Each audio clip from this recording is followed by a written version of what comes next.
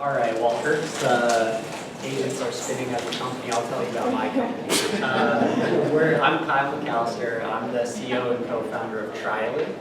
We're a clinical trials tech platform, and we basically we work with physicians who do research and help them connect into their EHRs and run clinical trial protocols against them to be able to feedback their own patients to them who fit those trials. So I'll show you more of what that looks like in a second.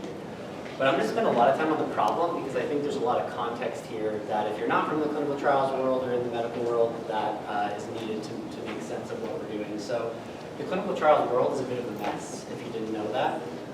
86% of all clinical trials go over their allotted timelines, which leads to more than $20 million in waste per trial to the end sponsors. So the Johnson & Johnson's, Pfizer's of the world are pretty much burning $20 million a trial for every drug that they're trying to bring to market. The biggest reason for that is trying to get patients into those trials. It's recruitment. So 50% of all the trials that a physician, the bottom of the pyramid in terms of clinical trials work, don't enroll a patient, or they enroll one patient. And to be really clear, those physicians get paid per patient that gets enrolled. So half the work they do in the clinical trial space goes unpaid. So a huge problem to Johnson & Johnson, also a huge problem to the physician who's trying to do that work. They're not getting paid for it. So why is that? The biggest problem is most of recruitment that happens today is actually just like sprayed ads on Facebook. It's basically social media ads, and people are clicking and hopefully coming into the trial. That ends up with a huge number of low-quality matches for these sites that they have to process. And every minute they're spending not seeing patients is a minute they're not getting paid for the work that they're doing. A lot of sites also, I should have said, a lot of these physicians are, a normal cardiologist, a normal dermatologist. They see patients on a regular basis for their normal doctor work. And then they also run research in the back office for whatever reason they want to do that. So they have an electronic health record, a large database of highly connected and very warm leads. Most of those sites don't use them, or if they do, they have research coordinators literally going through the weekly schedule and combing those charts manually, scrolling physician notes, looking for patients that fit 60 lines of trial criteria. 30 minutes a patient is probably pretty generous. So sites' warmest leads, their own patients, are literally walking through the doors of their own clinics every day, and they don't know that a trial's happening in the next room over, and they don't know that they're a perfect fit for it.